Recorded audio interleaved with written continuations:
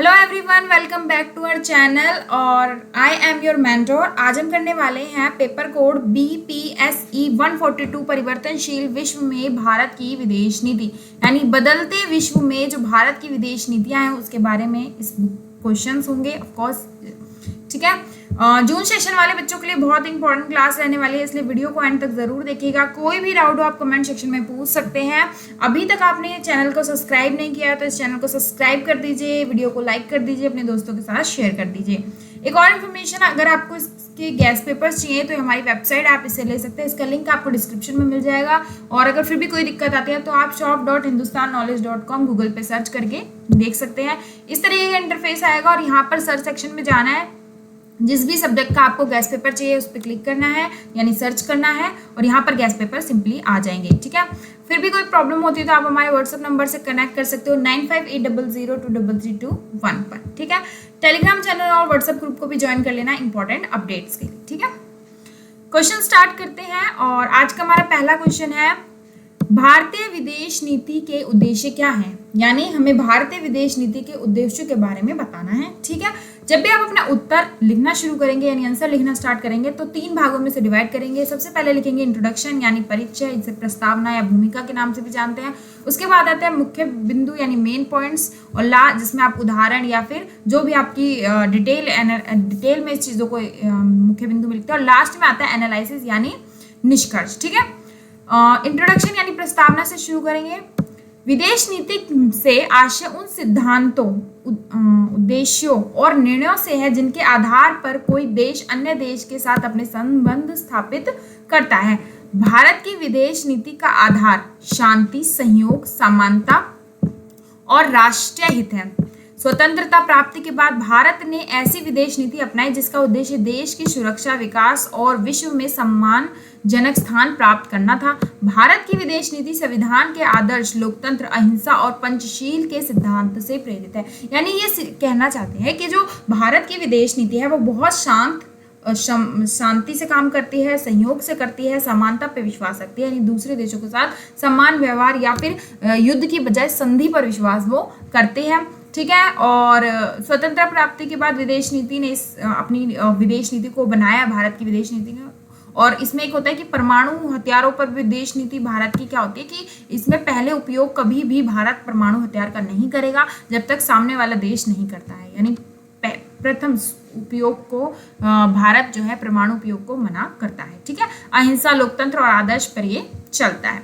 इसके प्रमुख बिंदु हैं भारतीय देशों के मुख्य उद्देश्य। पहला है राष्ट्रीय सुरक्षा की रक्षा। भारतीय विदेश नीति का सबसे महत्वपूर्ण उद्देश्य देश की संप्रभुता, एकता और सुरक्षा की रक्षा करना होता है।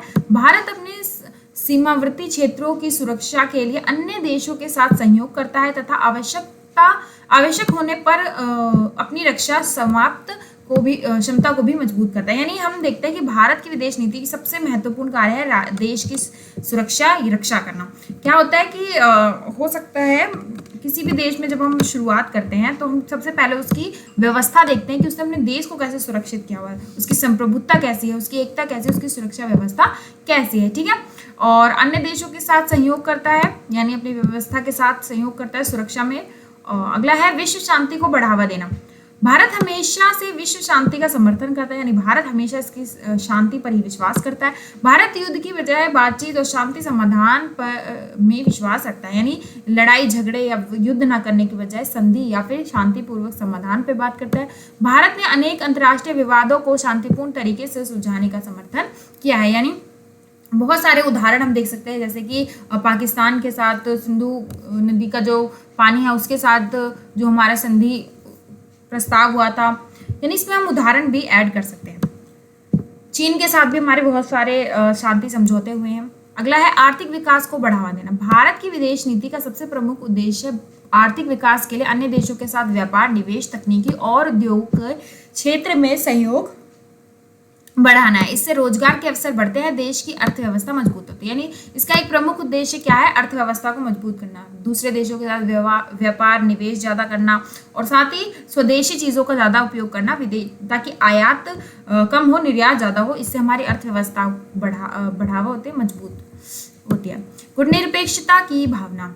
स्वतंत्रता के बाद भारत ने किसी भी बड़े शक्ति गुट का सदस्य बनने की बजाय स्वतंत्र विदेश नीति अपनाई थी। यानी भारत उस टाइम नया नया आजाद हुआ था, जिस टाइम जो है विश्व दो गुटों में बटा हुआ था, शीत युद्ध का टाइम चल रहा था। तो उस टाइम भारत ने गुट निरपेक्षता की नीति को अपनाया था, जिसमें उन्होंने किसी भी गुट में शामिल होने की बजाय अपने खुद का स्वतंत्र विदेश नीति बनाने का फैसला किया था। भारत का उद्देश्य अपने राष्ट्रीय हितों के अनुसार निर्णय लेना और सभी देशों के साथ मैत्रीपूर्ण संबंध बनाए रखना रहा है। पड़ोसी देशों से अच्छे संबंध। भारत अपने पड़ोसी देशों के साथ शांति, सहयोग, विश्वास बनाए रखने का प्रयास करता है। अच्छे पड़ोसी संबंध क्षेत्रीय विकास और सुरक्षा के लिए आवश्यक है। यानी अगर आपके पड़ोसियों के साथ आपके संबंध अच्छे हैं तो आपकी लड़ाई झगड़े यानी युद्ध होने की संभावना बहुत कम हो जाती है। यानी सुरक्षा के लिए, एक देश के विकास के लिए बहुत ही महत्वपूर्ण होता है कि हम जो पड़ोसी देश है उनके साथ संबंध अच्छे करें, सहयोग वाले। अगला पॉइंट है अंतर्राष्ट्रीय सहयोग को बढ़ावा देना। भारत विभिन्न अंतर्राष्ट्रीय संगठनों और मंचों पर सक्रिय भागीदारी रखता है। यानी हम देखते हैं कि भारत की सक्रिय भागीदारी हमें हर संगठन में देखने को मिलती है, बढ़ चढ़कर, या वो खेल हो या फिर किसी और मुद्दे पर हो। भारत का उद्देश्य वैश्विक समस्याएं जैसे जलवायु परिवर्तन, आतंकवाद, गरीबी, महामारी से मिलकर मुकाबला करना है। जैसे कोरोना का आप इसमें उदाहरण दे सकते हैं कि कोरोना महामारी में भारत ने कितनी बढ़ चढ़कर अंतर्राष्ट्रीय स्तर पर जो है प्रदर्शन किया था। आतंकवाद के मामलों में भी बहुत बार भारत बढ़ चढ़कर भाग लेता है। उपनिवेशवाद और जातीय भेदभाव का विरोध। एक सेकेंड, ठीक है। उपनिवेशवाद और जातीय भेदभाव का विरोध। भारत ने हमेशा उपनिवेशवाद, नस्लवाद, नस्लभेद और किसी भी प्रकार के शोषण का विरोध किया। यानी कभी भी भेदभाव की नीति को उन्होंने नहीं अपनाया है। भारत सभी देशों के साथ स्वतंत्र, समानता, मानव अधिकारों का सम्मान करता है। यानी मानव अधिकारों पर जोर देता है, समानता पर विश्वास रखता है भारत। पंचशील के सिद्धांतों का पालन। भारत की विदेश नीति पंचशील के सिद्धांत पर आधारित है। इसमें एक दूसरे की संप्रभुता का सम्मान करना, आक्रमण न करना, आंतरिक मामलों में हस्तक्षेप न करना, समानता और शांतिपूर्ण सह अस्तित्व शामिल करना। यानी हम देखते हैं कि वो पंचशील के सिद्धांतों को कायम रखता है। वो किसी की भी संप्रभुता या फिर किसी के भी आंतरिक मामलों पर हस्तक्षेप नहीं करता है। ठीक है। वैश्विक स्तर पर भारत की प्रतिष्ठा बढ़ाना। भारत का उद्देश्य विश्व में एक जिम्मेदार लोकतंत्र और विकासशील शक्ति के रूप में अपनी पहचान मजबूत करना है। विज्ञान, तकनीकी, संस्कृति, कूटनीति के माध्यम से भारत अपनी अंतर्राष्ट्रीय भूमिका को लगातार बढ़ा रहा है। यानी हम देखते हैं कि भारत जो है वैश्विक स्तर पर अपनी एक बहुत ही अच्छी छवि, विज्ञान हो, चाहे तकनीकी हो, चाहे संस्कृति हो, चाहे खेल कूद हो, कूटनीति हो, सब में अपने स्तर को बढ़ाता जा रहा है और उसमें भागीदारी को भी बढ़ाता जा रहा है। भारतीय विदेश नीति की क्या क्या विशेषताएं हैं? राष्ट्रीय हितों की प्राथमिकता है, सर्वोच्च प्राथमिकता देते हैं जब हम राष्ट्रीय हित की बात होती है तो। शांति सहयोग पर बल देते हैं, सभी देशों के साथ संतुलन संबंध रखते हैं, लोकतांत्रिक और मानवीय मूल्यों का समर्थन करते हैं, अंतर्राष्ट्रीय कानून और संयुक्त प्रयासों में विश्वास रखते हैं। यानी हमेशा राष्ट्र के हित के लिए सहयोग, शांति, संतुलन बनाए रखने के लिए एक लोकतंत्र व्यवस्था को बनाए रखने में यह उपयोग है। निष्कर्ष की तरफ बढ़ते हैं। भारतीय विदेश नीति का मुख्य उद्देश्य है देश की सुरक्षा, आर्थिक प्रगति, विश्व शांति और अंतर्राष्ट्रीय सहयोग को बढ़ावा देना है। भारत हमेशा स्वतंत्र, संतुलित और व्यवहारिक विदेश नीति अपनाने का प्रयास करता है।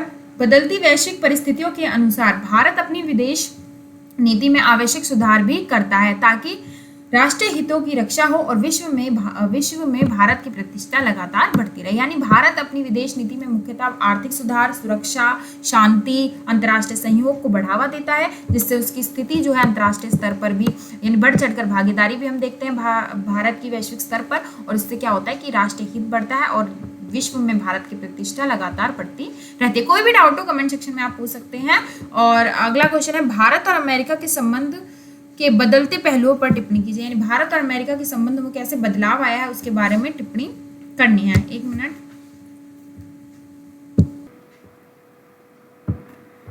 ठीक है। इस क्वेश्चन पे थे हम, भारत अमेरिका संबंधों के बदलते पहलुओं पर टिप्पणी कीजिए। भारत और अमेरिका के साथ संबंध समय के साथ लगातार बदलते और मजबूत होते गए हैं। यानी हम कहते हैं, जब हम इंट्रोडक्शन यानी प्रस्तावना लिखेंगे तो उसमें बताएंगे कि भारत का जो संबंध है धीरे धीरे समय के साथ बदलते गए हैं, मजबूत होते गए हैं। स्वतंत्रता के बाद दोनों देशों के संबंध कई संबंधों में कई उतार चढ़ावों से गुजरे। पहले दोनों देशों के विचार और विदेश नीतियां अलग अलग थी, लेकिन 21वीं सदी में दोनों देशों ने आपसी सहयोग को बढ़ावा दिया।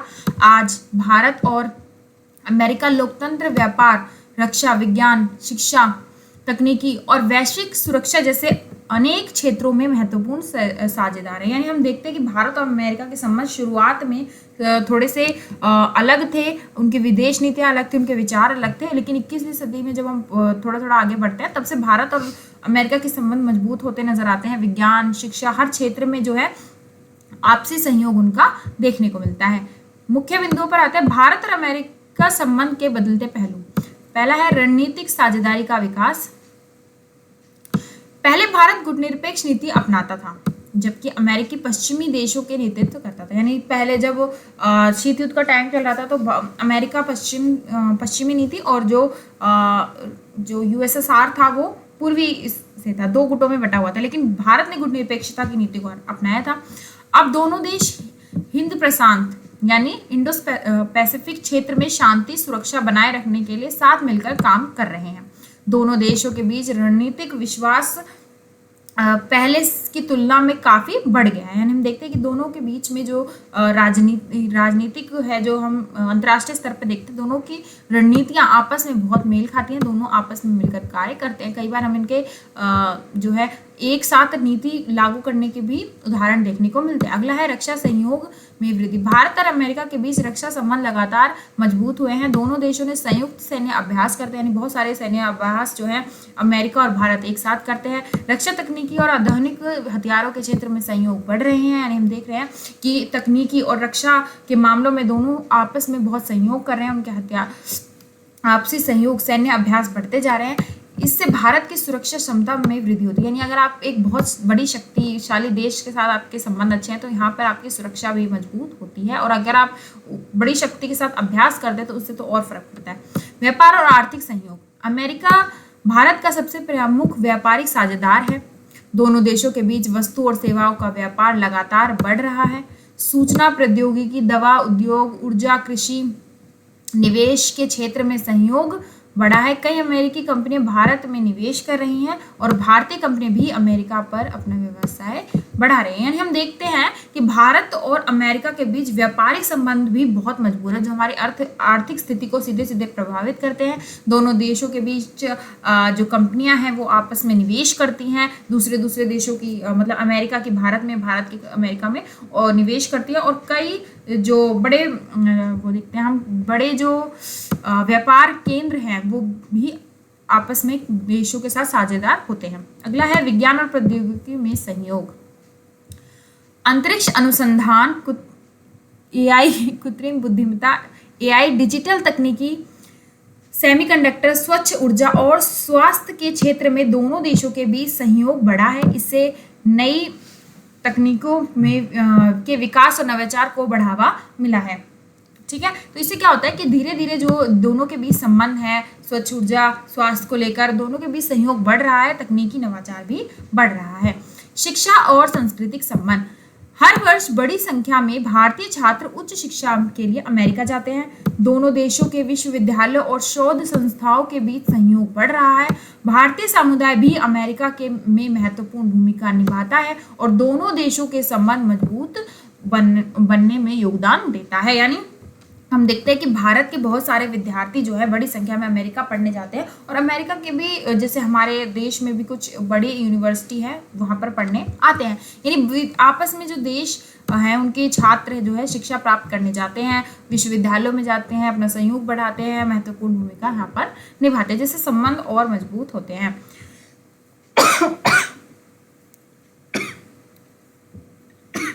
सॉरी। वैश्विक मुद्दों पर सहयोग। जलवायु परिवर्तन, आतंकवाद, समुद्री सुरक्षा, साइबर सुरक्षा, महामारी जैसे वैश्विक चुनौतियों से भी निपटने के लिए दोनों देश मिलकर कार्य करते हैं। अंतर्राष्ट्रीय मंचों पर भी कई विषयों पर दोनों देशों के विचार एक दूसरे के करीब आए हैं। यानी हम देखते हैं कि आतंकवाद हो, जलवायु परिवर्तन हो, महामारी जैसे मुद्दे हो, इन मुद्दों पर आपसी एक सेकेंड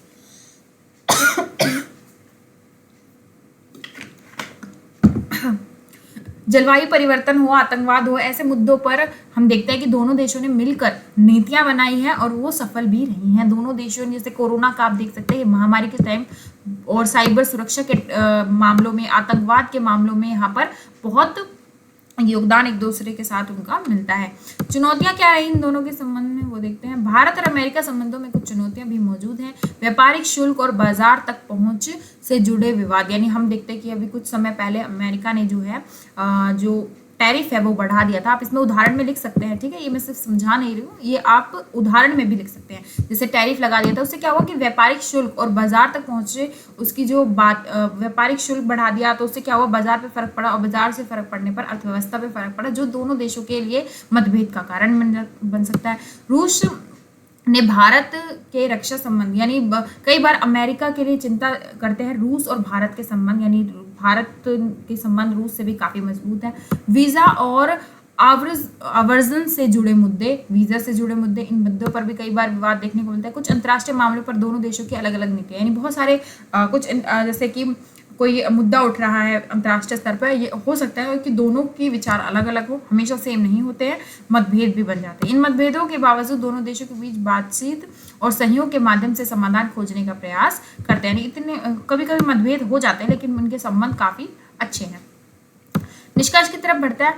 भारत अमेरिका संबंध आज पहले से अधिक व्यापक, मजबूत और बहुआयामी बन चुके हैं। रक्षा, व्यापार, विज्ञान, शिक्षा, ऊर्जा, वैश्विक सुरक्षा जैसे क्षेत्रों में दोनों देशों का सहयोग लगातार बढ़ता जा रहा है। यानी हम देखते हैं कि पहले से बहुत ज़्यादा परिवर्तन दोनों के संबंध में आ चुका है। यानी शिक्षा हो, चाहे विज्ञान हो, चाहे ऊर्जा हो, चाहे किसी भी मुद्दे पर इनके सहयोग आपस में बहुत बार मेल खाते हैं, तो कई बार इनके मतभेद भी मिलते हैं। यद्यपि कुछ मतभेद अभी भी मौजूद हैं, जैसे मैंने अभी टैरिफ का उदाहरण दिया था, फिर भी साझा लोकतांत्रिक मूल्य, आर्थिक हित और वैश्विक चुनौतियों का सामना करने की आवश्यकता दोनों देशों को एक दूसरे के ओर निकट ले आती है। यानी विश्व के स्तर पर काम करने पर आर्थिक साझेदारी और व्यापार के मामलों में फिर निकटता बढ़ जाती है। भविष्य में भारत और अमेरिका के संबंध और अधिक मजबूत होने की संभावना है, जिससे दोनों देशों के साथ विश्व शांति और विकास को भी लाभ मिलेगा। यानी आगे हम देख सकते, आगे एक अनुमान लगाया जा सकता है कि भारत और अमेरिका के संबंध और मजबूत हो सकते हैं। अगले क्वेश्चन की तरफ बढ़ते हैं। कोई भी डाउट हो तो कमेंट सेक्शन में पूछ सकते हैं। मेरे थोड़े गले में प्रॉब्लम है, इसलिए मैं बीच में हो जाता है, उसके लिए सॉरी, ठीक है। अगला क्वेश्चन है, भारत पाकिस्तान संबंधों पर चर्चा कीजिए। यानी हमें भारत और पाकिस्तान के संबंधों के बारे में यहाँ पर चर्चा करनी है, जो कि आप लोगों को पता है कैसे है, फिर भी पढ़ना तो है ही। इंट्रोडक्शन से स्टार्ट करते हैं। भारत और पाकिस्तान दक्षिण एशिया के दो महत्वपूर्ण पड़ोसी देश हैं। यानी भारत और पाकिस्तान आपस में बहुत मजबूत और आपसी यानी एक सीमा ही तो है बीच में, बहुत मजबूत पड़ोसी देश है। दोनों देशों का जन्म 1947 में, यानी अलग ही हुए थे उसी टाइम पे, तो दोनों का जो है स्वतंत्रता दिवस भी सेम ही डे पर पड़ता है, एक दिन का फर्क है बस। विभाजन के समय कई राजनीतिक, धार्मिक, सीमा संबंधी समस्याएं उत्पन्न हुई थी, जिनका प्रभाव आज भी दोनों देशों में दिखाई देते हैं। धार्मिक और राजनीतिक समस्याएं जो उस समय हुई थी विभाजन के समय, वो आज भी दिखाई देती हैं। यानी हाँ, इसके परिणाम उदाहरण आप खुद भी लिख सकते हैं। भारत और पाकिस्तान के संबंध में कभी सहयोग भी रहे हैं, तो कभी युद्ध, आतंकवाद, सीमा विवाद के कारण तनाव जुड़ा है। यानी मोस्ट प्रोबेबली तनाव, आतंकवाद और विवाद ही रहा है, लेकिन कई बार सहयोग भी रहा है। भारत पाकिस्तान के संबंधों का इतिहास पढ़ते हैं। पहला है विभाजन और कश्मीर विवाद। 1947 में भारत के विभाजन के बाद जम्मू कश्मीर का मुद्दा दोनों देशों के बीच सबसे बड़ा विवाद बन गया। यानी आज भी है जम्मू कश्मीर को लेकर विवाद, आज भी देखने को मिलता है, जो कि इतने सालों बाद भी प्रासंगिक है। पाकिस्तान ने कश्मीर पर दावा किया कि, जबकि भारत ने अपना अंग बताया। यानी पाकिस्तान ने बोला ये हमारा अंग है, हमारा क्षेत्र है, और भारत ने कहा हमारा क्षेत्र है। यही विवाद आज भी दोनों देशों के बीच संबंध में बहुत बाधा रखता है। यानी कश्मीर के ऊपर एक बहुत बड़ा विवाद चल रहा है। युद्ध, भारत और पाकिस्तान के बीच अब तक 4 युद्ध और या सैन्य संघर्ष हो चुके हैं। 1947, 1948 जो कश्मीर के मुद्दे पर हुआ था, 1965 जो सीमा विवाद हुआ था, 1971 जिसका परिणाम बांग्लादेश का निर्माण, यानी बांग्लादेश विभाजन जो हुआ था वो था। 1999 कारगिल युद्ध पाकिस्तान द्वारा घुसपैठ के कारण। यानी 1947 से लेकर 1999 तक कुल 4 युद्ध हम देख सके हैं, जो बहुत बड़े लेवल पर हुए थे। इन युद्धों ने दोनों देशों के संबंध और अधिक खराब कर दिया। यानी युद्ध की वजह से कई और सीमा विवाद की वजह से बहुत बार उनके तनाव की स्थिति पैदा हो चुकी है। तनाव के मुख्य कारण क्या है? आतंकवाद। ये तो सबसे बड़ा मुद्दा है आतंकवाद, जो आज के टाइम पे हम देखते हैं। सीमा पार आतंकवाद भारत के लिए सबसे बड़ी चुनौती है, यानी आतंकवादी हमले हमने बहुत बार सुने हैं। अभी कुछ समय पहले जो दिल्ली के लाल किले के आगे जो हुआ था, वो भी आप उदाहरण में दे सकते हैं। 2001 में संसद हमला, 2008 में मुंबई हमला और 2019 में पुलवामा हमला जैसे आतंकवादी हमले ने दोनों देशों के गंभीर तनाव पैदा किए, दोनों देशों के बीच गंभीर तनाव की स्थिति पैदा की है। आप इसमें 2019 का पुलवामा हमला तो सबसे खतरनाक था, उसे लिख सकते हैं, या फिर जो आपने अभी हाल ही में न्यूज़ में देखा था उसे भी लिख सकते हैं। सीमा विवाद, जम्मू कश्मीर में नियंत्रण रेखा एलओसी पर समय समय पर गोलीबारी और घुसपैठ की घटनाएं भी रहती हैं, जिससे शांति प्रभावित है। कई बार जो होता है एलओसी पर भी नियंत्रण खराब हो जाता है, गोलीबारी हो जाती है और कई बार वहां लड़ाई के कारण अशांति फैल जाती है। जल विवाद, दोनों देशों के बीच सिंधु जल संधि 1960 में लागू हुई थी। यह संधि अब भी प्रभावित है, लेकिन जल बंटवारे को लेकर समय समय पर मतभेद सामने आते हैं। हालांकि ये विवाद बहुत बड़ा था, लेकिन बाद में इसमें संधि हो गई, विवाद शांतिपूर्ण समझौते से किया गया, लेकिन अभी भी यह मुद्दा जो है गरमाया रहता है, कई बार तनाव की स्थिति पैदा कर देता है। तनाव के बावजूद दोनों देशों ने कई क्षेत्रों में सहयोग के प्रयास किया है। दोनों देशों के बीच सहयोग हमें देखने को मिलते हैं। ठीक है, कुछ महत्वपूर्ण बिंदु है, बढ़ते हैं। व्यापार और आर्थिक संबंध बढ़ने की कोशिशें, यानी व्यापार और आर्थिक संबंध, यानी ऐसा नहीं है कि संबंध खराब है, लड़ाई झगड़े ही होते हैं। इस जो भारत और पाकिस्तान के बीच व्यापार भी होता है, आर्थिक संबंध भी मजबूत करने की कोशिश की जाती है। सांस्कृतिक आदान प्रदान के माध्यम से कलाकारी, खिलाड़ियों और लेखक दोनों देशों में लोगों को जोड़ते हैं, यानी हम देखते हैं खेल के माध्यम से, कई बार कला के माध्यम से। भारत पाकिस्तान के जब क्रिकेट का मैच होता है तो कभी पाकिस्तान में होता है, कभी भारत में होता है। ठीक है, खेल प्रतियोगिताएं, विशेष क्रिकेट, जैसे अभी देखा मैंने क्रिकेट का बोला तो क्रिकेट का उदाहरण आ गया, दोनों देशों के उत्साह पैदा करते हैं, यानी यहाँ पर थोड़ी सी शांति देखने को मिलती है। विभिन्न अवसरों पर दोनों देशों की शांति वार्ता और विश्वास बहाली का प्रयास भी किया गया है। ठीक है, वर्तमान स्थिति क्या है उसके बारे में पढ़ लेते हैं। हाल ही के वर्षों में दोनों देशों के संबंध अधिक तनावपूर्ण रहे हैं। आतंकवाद, सीमा पर संघर्ष, कश्मीर मुद्दा और राजनीतिक मतभेद के कारण वार्ता की प्रक्रिया कई बार रुक गई है। भारत का स्पष्ट मत है कि आतंकवाद और वार्ता के साथ वे नहीं चल सकते, यानी वो पाकिस्तान को आतंकवाद का और वार्ता सीधा सीधा बोल रहे हैं। वहीं दोनों देशों के बीच औपचारिक बातचीत सीमित रह जाती है, यानी बहुत बार ऐसी कोशिश हुई है कि इनके बीच बातचीत हो जाए, मतभेद के वार्ता से खत्म किया जाए, लेकिन बहुत बार ये अचूक भी हो चुकी है, यानी ये नहीं होता है। संबंध सुधारने के उपाय, आतंकवाद पर प्रभावित और ईमानदारी कार्यवाही, सीमा पर संघर्ष विराम, यानी बहुत बार लड़ाई को बंद करना और आतंकवाद के खिलाफ जो कार्यवाही करना, कड़ी नियमित कूटनीतिक वार्ता, यानी कुछ नियमित निरंतर टाइम टू टाइम जो है वार्ता करते रहना। व्यापार, सांस्कृतिक संबंध को बढ़ावा देना, जनता के बीच आपसी विश्वास और संवाद को मजबूत करना। क्षेत्रीय संगठनों के इस माध्यम से सहयोग को बढ़ावा देना, यानी कुछ ये उपाय हैं जिसके माध्यम से संबंधों में सुधार करने की कोशिश की गई है। निष्कर्ष की तरफ बढ़ते हैं। भारत और पाकिस्तान के संबंध दक्षिणी एशिया की शांति और विश्वास के लिए अत्यंत महत्वपूर्ण है।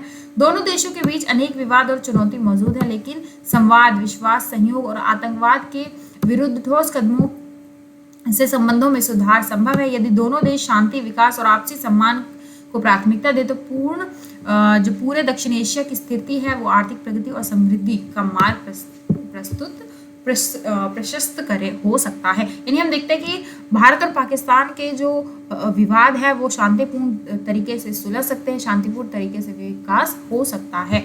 ठीक है, यहाँ पे निष्कर्षता के क्वेश्चन की तरफ बढ़ते। कोई भी डाउट हो कमेंट सेक्शन में पूछ लेना। पश्चिमी एशियाई देशों के साथ भारत के संबंध का विश्लेषण कीजिए, यानी बुक ही पूरे भारत के विदेश नीति पर है, तो हमें और देशों से कैसे संबंध है वो भी पढ़ने होंगे। तो पश्चिम एशियाई देशों के साथ भारत के कैसे संबंध है वो हमें बताने हैं। ठीक है, और जब भी आप अपना उत्तर शुरू करेंगे इंट्रोडक्शन से करेंगे, इंट्रोडक्शन और प्रस्तावना। पश्चिम एशिया भारत की विदेश नीति का अत्यंत महत्वपूर्ण क्षेत्र है। इस क्षेत्र में सऊदी अरब, संयुक्त अरब अमीरात, UAE, Iraq, Iran, Israel, Qatar, Oman, Kuwait, Bahrain और जॉर्डन जैसे देश शामिल होते हैं। भारत के इन देशों के साथ संबंध प्राचीन काल से ही व्यापार, सांस्कृतिक समृद्धि, संपर्क के माध्यम से जुड़े रहे। यानी हम देखते हैं कि भारत के जो संबंध है पश्चिमी देशों से बहुत ज़्यादा रहे हैं, व्यापार और संस्कृति से बहुत ज़्यादा जुड़े रहे हैं। आज के समय में भी ऊर्जा, सुरक्षा, व्यापार और निवेश और प्रवासी और क्षेत्रीय सुरक्षा के कारण इन संबंधों का बहुत महत्व देखने को मिलता है। मुख्य बिंदु की तरफ बढ़ते हैं कि भारत और पश्चिम एशिया के संबंध का महत्व। ऊर्जा सुरक्षा, भारत अपनी तेल और प्राकृतिक गैस की आवश्यकताओं का बड़ा भाग पश्चिम एशियाई देशों से आयात करता है। यानी भारत जो है तेल जैसे और प्राकृतिक गैसें हैं जो एशिया के बड़े बड़े देशों से आयात करता है, लेता है। सऊदी अरब, इराक, यूएई और कुवैत भारत के प्रमुख तेल आपूर्ति करता है। यानी हम देखते हैं कि इराक और सऊदी अरब जो है ये सारे जो है तेल की आपूर्ति के लिए सबसे बड़ा स्रोत है भारत का। भारत की ऊर्जा सुरक्षा इन देशों से काफ़ी हद तक निर्भर करती है। यानी भारत की सुरक्षा नीति, आर्थिक नीति और बहुत हद तक इन देशों पर निर्भर करती है। व्यापार और निवेश, भारत और पश्चिम एशियाई देशों के बीच व्यापार लगातार बढ़ रहा है। यूएई भारत के प्रमुख व्यापारिक साझेदार, यानी हम देखते हैं कि उनके साथ व्यापार के मामले बहुत तेजी से बढ़ रहे हैं। भारत में खाद्य पदार्थ, दवाइयाँ, मशीनरी, वस्त्र निर्यात किए जाते हैं, जबकि वहाँ से गैस, तेल, पेट्रोलियम उत्पाद होता है। यानी भारत से बहुत सारी दवाइयाँ, खाद्य पदार्थ, वस्त्र निर्माण जो है वस्त्र निर्यात होते हैं, चीज़ें बाहर जाती हैं, उन देशों के साथ साझा करती हैं, और वहीं तेल जैसी और गैस जैसे उत्पादक का आयात भारत में किया जाता है। भारतीय प्रवासी, लगभग 90 लाख से अधिक भारतीय पश्चिम एशिया के देशों में कार्यरत हैं। हम देखते हैं लगभग 90 लाख लगभग 90 लाख जो भारतीय है वो पश्चिम देशों में कार्य करते हैं। अपने भारत का हर वर्ष बड़ी मात्रा में विदेशी मुद्रा भारत भेजते हैं, जिससे भारत की अर्थव्यवस्था को लाभ मिलता है। ठीक है। रक्षा और सुरक्षा सहयोग, भारत आतंकवाद, समुद्री सुरक्षा, साइबर सुरक्षा और रक्षा परीक्षण जैसे क्षेत्रों में पश्चिम एशियाई देशों के साथ सहयोग बढ़ा रहा है। संयुक्त सैन्य अभ्यास और खुफिया जानकारी का आदान प्रदान भी किया जाता है। यानी सुरक्षा के मामले में हम देखते हैं कि आतंकवाद, सुरक्षा, इन मामलों में भी उनके साथ सहयोग करता है, साझेदारी करता है, अपने सैन्य अभ्यास भी करता है। मुख्य देश, प्रमुख देशों के साथ भारत के संबंध, जैसे भारत और यूएई के संबंध। यूएई यानी सऊदी अरब भारत का प्रमुख ऊर्जा साझेदार है। दोनों देशों के बीच निवेश, रक्षा, आतंकवाद विरोधी सहयोग और आर्थिक संबंध लगातार मजबूत हो रहे हैं। भारत और संयुक्त अरब अमीरात यानी ये है यूएई। यूएई भारत का प्रमुख महत्वपूर्ण व्यापारिक और निवेश साझेदार है। दोनों देशों के बीच व्यापक आर्थिक साझेदारी यानी CEPA होने से व्यापार में तेजी आई है। यूएई भारत के बुनियादी ढांचे और विभिन्न परियोजनाओं में भी निवेश कर रहा है। यानी भारत और यूएई की जो साझेदारी है व्यापार में, आर्थिक नीतियों में बहुत ज़्यादा है। भारत और ईरान के संबंध, ईरान भारत के रणनीतिक दृष्टि से महत्वपूर्ण है। जवाहर बंदरगाह के विकास में भारत को अफगानिस्तान और मध्य एशिया तक पहुंच का वैकल्पिक मार्ग मिलता है। हालांकि अमेरिका प्रबंधों के कारण संबंध कुछ चुनौतीपूर्ण भी हो गए। यानी इराक के जब अमेरिका के और इराक के संबंध कुछ खराब हो जाते हैं कई बार, तो उस स्थिति में भारत को बहुत सारी चुनौतियों का सामना करना पड़ता है। भारत और इजराइल के बीच रक्षा, कृषि, जल प्रबंधन, विज्ञान, प्रौद्योगिकी, साइबर सुरक्षा क्षेत्रों में घनिष्ठ सहयोग है। इजराइल भारत के प्रमुख रक्षा साझेदार में से एक है। यानी हम देखते हैं कि भारत और इजराइल के संबंध भी व्यापारिक रूप से, वैज्ञानिक रूप से, सुरक्षा के रूप से बहुत ज़्यादा घनिष्ठ हैं, बहुत ज़्यादा साझेदारी देखने को मिलती है। मुख्य चुनौतियाँ क्या है? पश्चिमी एशिया में राजनीतिक अस्थिरता और गृहयुद्ध, ईरान, अमेरिका और तथा इजराइल, फिलिस्तीन जैसे विवाद। कई बार इराक और अमेरिका के विवाद होने की वजह से वो जवाहर बंदरगाह तक नहीं पहुंच पाते। यानी उनके लिए रास्ता जो होता है बहुत बड़ा हो जाता है, कई बार वो बहुत विवाद का कारण बन जाता है। तेल की कीमतों में उतार चढ़ाव देखने को मिलता है। क्षेत्र जैसे अभी लड़ाई हो रही थी, भारत को उससे कितना प्रभाव पड़ा उसका उदाहरण आप डाल सकते हैं। क्षेत्र का बढ़ता भू राजनीतिक तनाव देखने को मिलता है। भारतीय प्रवासियों की सुरक्षा सुनिश्चित करना, यानी बहुत बार ऐसा होता है कि किसी देश में कोई संकट आ जाता है या फिर किसी दो देशों में लड़ाई हो जाती है, तो वहाँ भारतीय प्रवासियों की सुरक्षा का कार्यभार जो है भारत के लिए एक चुनौती हो जाता है। भारत की नीति, भारत पश्चिम एशिया के विभिन्न सभी देशों के साथ संतुलित और बहुआयामी संबंध बनाए रखने की नीति अपनाता है। यानी हम देखते हैं कि भारत सभी देशों के साथ संतुलित संबंध बनाना चाहता है।